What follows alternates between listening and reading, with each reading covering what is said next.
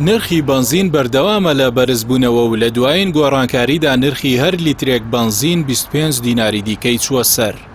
بەهۆی هاوکاری نەکردنی حکومەت بازرگانەکان لە ڕێگەی بازاڕ یازادەوە سوتەمەنی بۆ وێزگەکانیان دابین دەکەن. بەم هۆیەوە بەردەوام نرخی بنزین بە ناجێگیری دەمێنێتەوە. شۆفێرانیش داواکارن حکومەت پرسەکە بە جدی وەربگرێت و ڕاستەوخۆ پشتگیری بازرگانەکان بکات و نرخی بنزین ئاسایی بکاتەوە.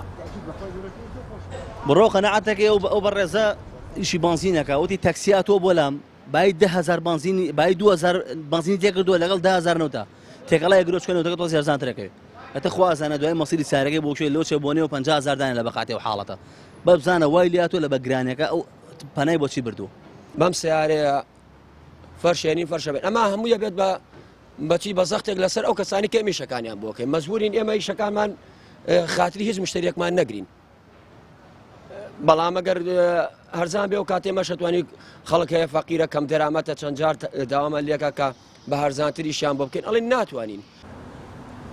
حکوومەتی هەرێمی کوردستان ڕۆژانە پێویستی بە نزیکەی 6 ملیۆن لیتر بنزین هەیە تا ئەوەی خواستی ناوخۆ پڕ بکاتەوە بەڵام تەنیا ملیۆنێک و 300,000 لیتر لە ناوخۆدا بەرهەم دێنێت و ئەوەی دەمێنێتەوە لە ڕێگەی بازاڕ یازادەوە دابینی دەکات. بەوتەی سەرۆکی لیژنەی وزە و سامانە سروشتیەکانی ئەنجومەنی پارێزگای سلێمانی تەواوی ئەو بڕی لە ناوخۆ دەپاڵێورێت بە نرخی 690 دینار بە شۆفێرانی هەولێر و دوهۆک دەفرۆشرێت و لە بەرامبەردا سلێمانی هیچ بڕە بنزینێکی حکومەتی هەرێمی بۆ نانێردرێت.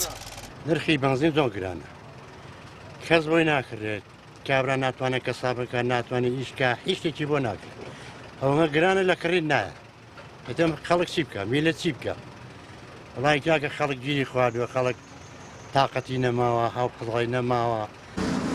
سلێمانی ڕۆژانە پێویستی بە 2,500,000 لیتر بنزین هەیە و تەواوی ئەو ڕێژەیەش لەلایەن بازرگانەکان و بەشێکی دیکەشی بە شێوەی قاچاغ لە ناوەڕاست و خواروی عێراقەوە دابین دەکرێت.